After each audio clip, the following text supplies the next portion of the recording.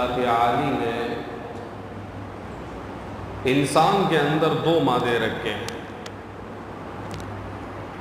ایک ہے رحمان کا، ایک ہے شیطان کا۔ اگر میں علمی انداز سے تھوڑا سا اصطلاحی انداز میں کہوں ان کے اعتبار سے، تو ایک ملک ہے، ایک قوت انسان کے اندر ملکیہ ہے جو رحمان کی طرف سے، اور دوسری قوت جو ہے وہ بہیمیہ، جانور والی قوت۔ اب اللہ تبارک و تعالی نے ان تمام قوتوں کو بروئے کار لانے کے لیے انسان کو اختیار دیا ہے، اور اس میں سے کچھ عبادات ایسے ہیں کہ جس کے ذریعے قوت بہائمہ یا قوت شیطانیہ جو انسان پہ غالب ہونا چاہتی ہے وہ دب جاتی ہے۔ اس میں سے ایک جو ہے وہ نکاح، شادی کرنا جسے ہم کہتے ہیں۔ نکاح کہتے کسے ہیں؟ نکاح کا معنی ہے جمع کرنا، نکاح کا معنی جمع کرنا ہوتا ہے، کیونکہ نکاح کے اندر بھی دو خاندان، دو انسان جمع ہوتے ہیں، تو نکاح کا معنی جمع۔ اور اگر ہم علمی اعتبار سے اس کا اصطلاح دیکھیں تو دو بندوں کو ایسے عقد میں جمع کرنا کہ کچھ الفاظ مخصوصہ کے ساتھ دو گواہوں کے سامنے اس کو رکھ دیا جائے، اس کا نام نکاح۔ اب نکاح کے فوائد کیا ہے؟ نکاح کہتے کسے ہیں؟ اس سے ہم بے خبر ہیں۔ ہم نکاح صرف اس کو کہتے ہیں کہ بھئی بس مولوی صاحب کو بلا لیا اور نکاح پڑھا دیا، بس جی شادی ہو گئی، بس بات ختم۔ اللہ کے بندے، نکاح سے، عبادات سے، نکاح ان عبادات میں سے ہیں جس سے زندگی کا دوسرا پہلو شروع ہوتا ہے۔ شریعت نے ہمیں اس طرح نہیں چھوڑا، شریعت نے احادیث ہے، کوئی 7-8 لاکھ روایات ہیں، 6-7 لاکھ روایات ہیں، اس کے اندر جتنی بھی باتیں ہیں وہ ساری کی ساری انسانوں کی ہدایت کے لیے۔ اور نکاح جو ہے جس کو ہم شادی سے متعارف کرتے ہیں، یہ اللہ کی طرف سے مستقل حکم ہے، محمد الرسول اللہ صلی اللہ علیہ وسلم کی طرف سے مستقل جو ہے وہ امر ہیں ان کی طرف سے کہ نکاح کرو۔ اللہ کے نبی نے بیان فرمایا، یا معشر الشباب، اے جوانوں کی جماعت، نکاح کرو، فمن استطاع منکم، جو تجھ میں طاقت رکھتا ہے وہ نکاح کرے، اور جو بندہ تجھ میں طاقت نہیں رکھتا لیکن اس کی وجہ سے اپنے اوپر جو غلبہ اس کا شہوت کا ہوتا ہے اس کو کنٹرول بھی نہیں کر سکتا، تو اللہ کے نبی نے طریقہ بیان فرمایا کہ روزے رکھا۔ اب نکاح کے کچھ اقسام ہیں، ایسا نہیں ہوتا نکاح حرام بھی ہے، نکاح کچھ اوقات میں حرام بھی ہوتا ہے، کچھ اوقات میں مکروہ ہوتا ہے، بعض اوقات میں سنت ہوتا ہے، اور نکاح بعض اوقات میں واجب اور بعض جگہ پہ فرض ہو جاتا ہے۔ یہ یاد رکھیں، نکاح کتنے اقسام ہو گئے؟ 5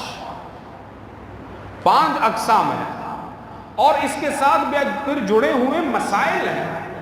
ایک بندہ ہے کہ جس کے اوپر غلبہ ہے کہ بھئی میں اپنے آپ کو گناہ سے نہیں بچا سکتا، مجھ میں اتنی ہمت اب نہیں رہی کہ میں گناہ سے اپنے آپ کو بچا لوں۔ اس دور کے اندر کوئی نوجوان اپنے آپ کو گناہ سے بچا لے گا؟ کوئی بھی نہیں بچا سکتا۔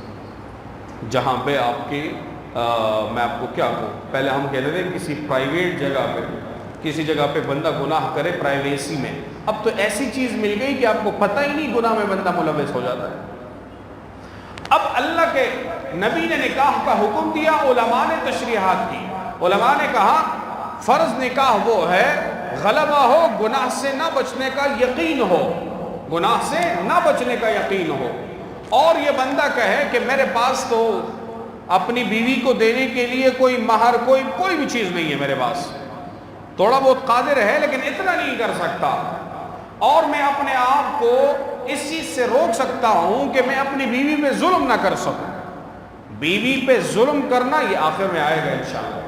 جو بیوی کے حقوق ادا کر سکتا ہو، کیا ہے وہ ازدواجی حقوق ہو، جب غلبہ ہوگا تو ازدواجی حقوق تو آلریڈی ادا کرنے والا ہوگا، اور یہ باتیں جو ہیں نا، یہ باتیں ہم عموماً جب ممبر سے یہ باتیں کرتے ہیں کچھ لوگوں کو شرم سی آتی ہے. اللہ کے بندے، جس غیرتی رب نے بیان کیا اس کو شرم نہیں آئی، جس محمد الرسول اللہ نے بیان کیا اس کو شرم نہیں آئی، اس سے ہم غیرتی ہیں.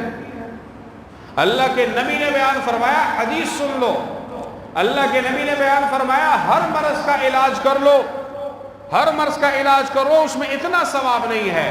لیکن اگر ایک بندہ